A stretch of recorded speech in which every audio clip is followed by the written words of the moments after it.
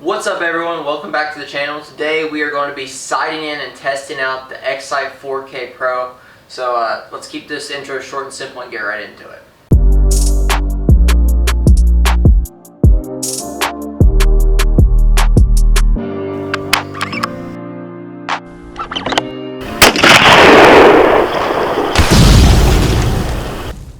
So, like I said before the intro rolled, we are going to be testing out the X-Sight 4K Pro. We're going to head on over to the range, but right before we do that, I would like to say please go hit that subscribe button. We're doing really good right now. We're getting really close to 1,000. Also, link in the description to my merch page. Go check out the merch. Pretty sweet t-shirts, sweatshirts. Worked really hard on them, so mean a lot to me if you go in and check that out. So let's get on down to the range. So we're here at the range with the ATN X-Sight 4. It's early in the morning, so it's a little bright where I'm at. But we're going to be sighting it in, and I'm also going to show you guys some features and tell you guys about some features that are on the X-Sight. Okay, so before you even get out to the range, you first need to make sure that your X-Sight is up to date. So how you can do this is you can log on to ATN's website, you sign up, you just have to put in your email address, and you sign up and you tell them what kind of optic you have, okay, and then you go to support menu. There's the drop down and you click like firmware update, and then you have to make sure you're logged in. You click what site you have, or what optic you have, and then you click download the optic, and download the update package. So you put that on an SD card, which you install right here on your rifle. Alright, after you do that, ATN's X-Sight will take care of the rest. It'll automatically update for you. It'll prompt you in the menu to go ahead and update your scope, and it'll just run through it, and very, very simple to do. When I got my ATN, I did not have to run through an update. It came with the latest addition to ATN, and it was very simple. Didn't need to do it. Easy peasy lemon squeezy. Alright, so here on the side we have our SD card slot. This allows you to store everything that you record. So if you're hunting and you shoot something, it allows you to save that video to the SD card instead of your phone. Alright. So one of ATN's features on this scope is allow you to see what your scope's seeing through your iPhone or Android, whatever. Alright, so it prompts you, or it doesn't prompt you, you have to download the ATN Obsidian 4 app and then connect this scope to it, and it's super simple to do. It allows you to not be on the optic the whole time, and you can just sit here. So say you're coyote hunting or pig hunting and you have the scope pointed where you want it to be, you can just sit here and watch what your scope sees. Super convenient. It's real easy on your eyes, especially if you're at night and your brightness is all the way up.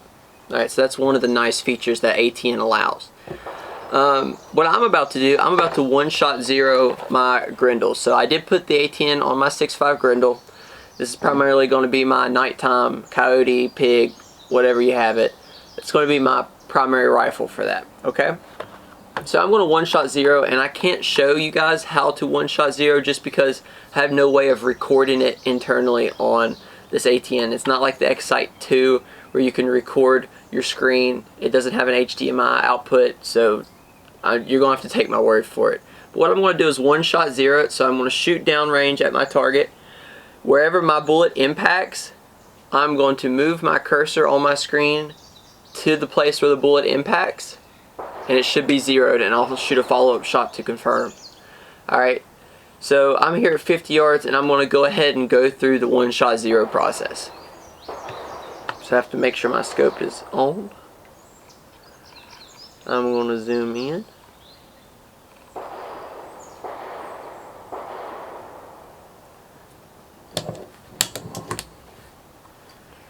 And we're going to open the menu up. Scroll to the zero reticle. So it's pretty far down. If you open it up and it's in night mode, you can go over from exit, then to system settings, then to reticle 0, and just click that. Alright, so then it will prompt you. So I'm going to go ahead and shoot my first shot.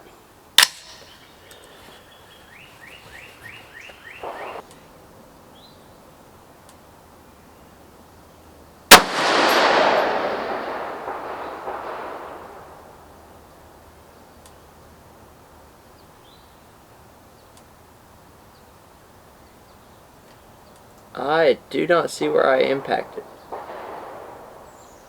So I'm going to put it on safe and walk down there. So after going down there and examining my target, the bullet hole was actually in the shadow on the pie plate. So now I'm going to move my reticle. I need to get a little sturdier.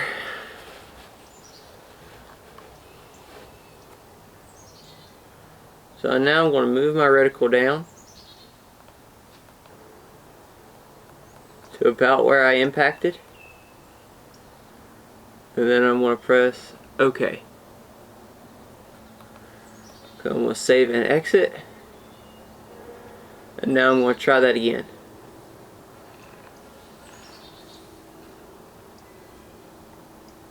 Alright. So this time I'm going to record this shot. So this is going to be my confirmation shot. So let's see how the recording process works. And just like that, we are recording. So.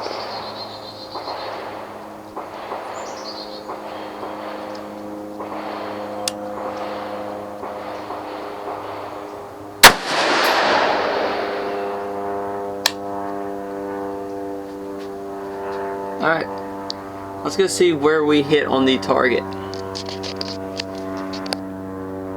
I'm now going to, we just walked down there, and now I'm going to show you what it looks like. I'm going to zoom in on the camera, or I'm going to zoom in on my scope.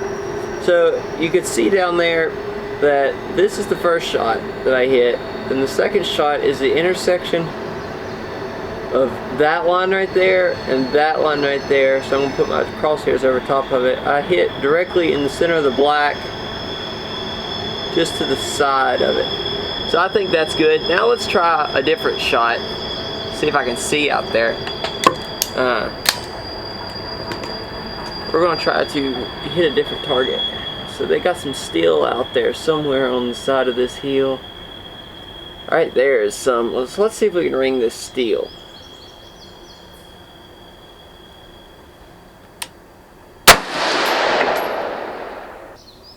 Looks like the chain's broken on it. Right there's some steel.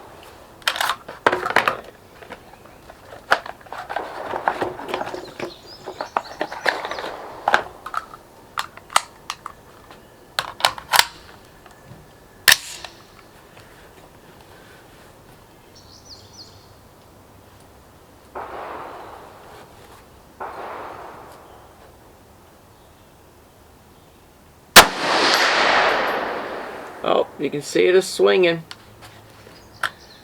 That's pretty nice.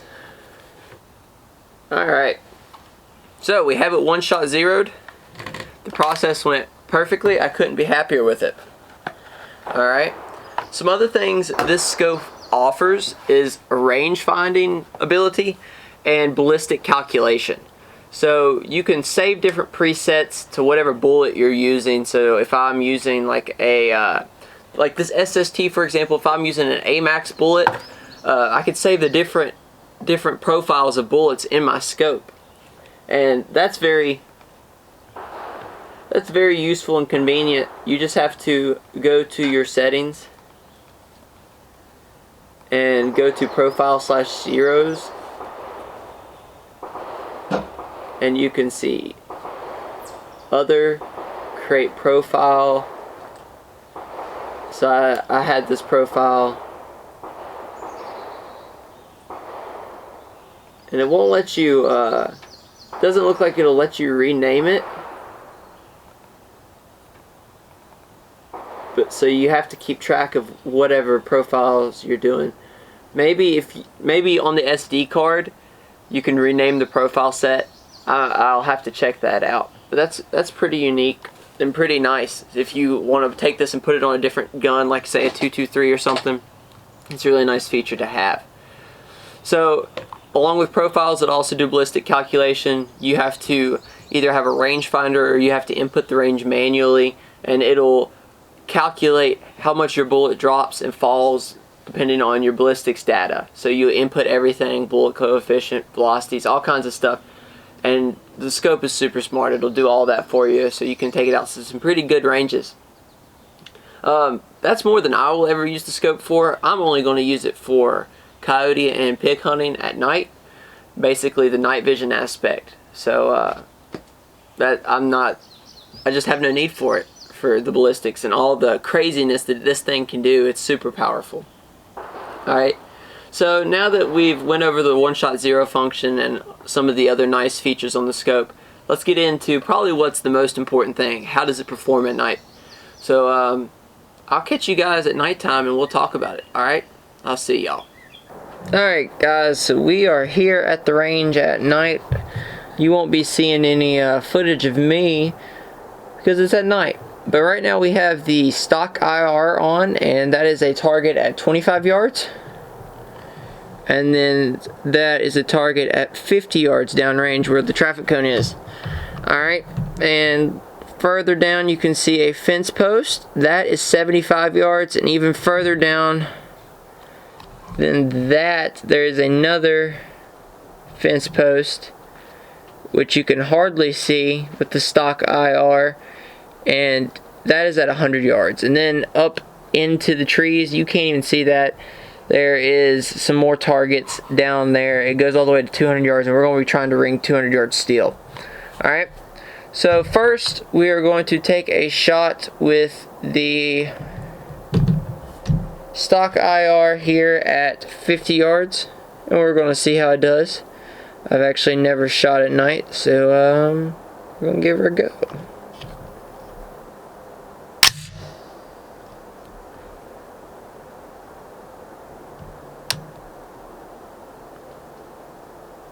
I'm just going to be holding center on the pop plate.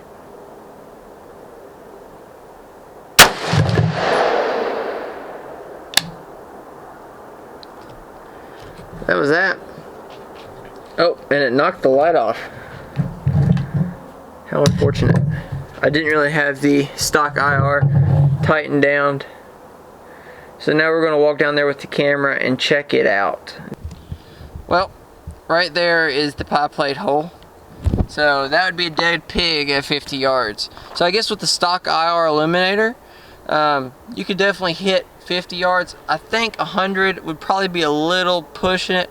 Cameraman, Hunter, that's not a cameraman, but Lightman, can you shine on the 100 down there? So there's the 75, and then I just walked right in front of it, but there's a 75, look at the 100. Can you get to it, or is it shining? Yeah, you can't even see the 100 in the camera. Okay guys, so now we are looking at an Aftermarket IR illuminator. This one does a little better. It does focusing, and it does brightness. So you can see I am adjusting the brightness of the IR illuminator right now. There, it is on full blast. It's not completely focused. This is me reaching my hand in front of the scope to try to focus the thing. There you can see the IR is completely focused, and I don't have it set up on my gun exactly how it needs to be. I'm still working through that. This Aftermarket did not come with a very useful mounting system. Less than ideal. But it is a very good IR illuminator light. So as you can see right there, the 100 yard is as bright as it can be. And just backing it out just a hair, you can see perfectly fine down in there. And you can see the 50 really good. Alright, so let's try to take it out to a little bit further on the range. So up above, that's the heel. There is a steel plate, that's about 120 some yards. Right there. There is another steel plate And then looking up in to the range, there's some more steel plates. I'm going to have to adjust the IR illuminator to get some more brightness since we're doing further range. Alright, so there is the first steel plate I was talking about, and then there's some more up here. Alright, and then there is the 200 yard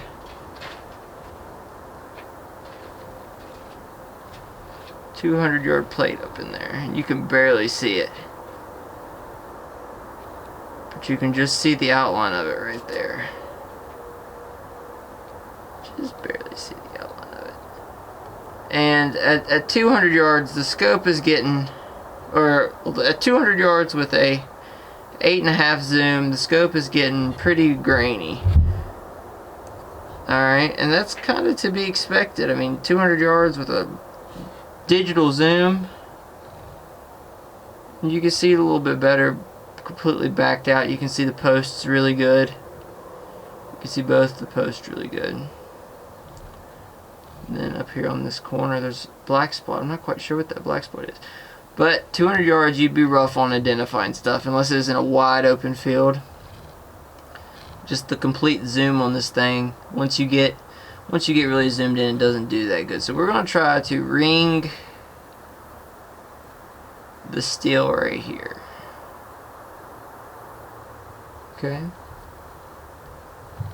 Because I don't think any of the other ones are hanging, I don't believe. All the other ones have been knocked off the rails. So we're going to try to get as much light in there, so I'm going to focus the beam up in there.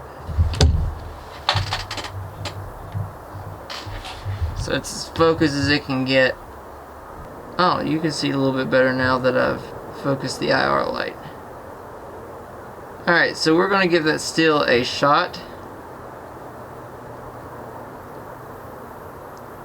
And then I will hopefully be able to see this swinging. Alright, let's give her a go.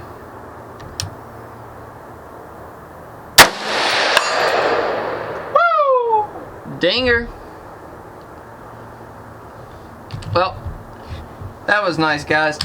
That was a 200 yard shot in the dark. Where I'm sitting, I cannot see anything at all. I don't know if you guys heard it, but I heard it. And that's awesome. Alright, so I think that about does it. So let's go back to the table and close this video out. So now that we're back from the range and you guys saw the daytime footage and the nighttime footage, you saw that the daytime footage wasn't the best. Nighttime footage is pretty decent for a day and night scope that runs about $700. I mean, it's no Gen 1, Gen 2, well, it's actually a lot better than Gen 1. No Gen 2 or Gen 3 night vision, but it does the job, and it does the job on a budget and fairly decent. Alright, so I hope you guys enjoyed the video, and I hope you guys got a lot from it. It would mean a ton to me if you could hit that subscribe button down below. We're doing really great on subscribers right now, like I said before, just to help it get up and break 1K and go on further than that. Also, hit up the merch down below. Alright, it's pretty sweet merch, super comfy stuff.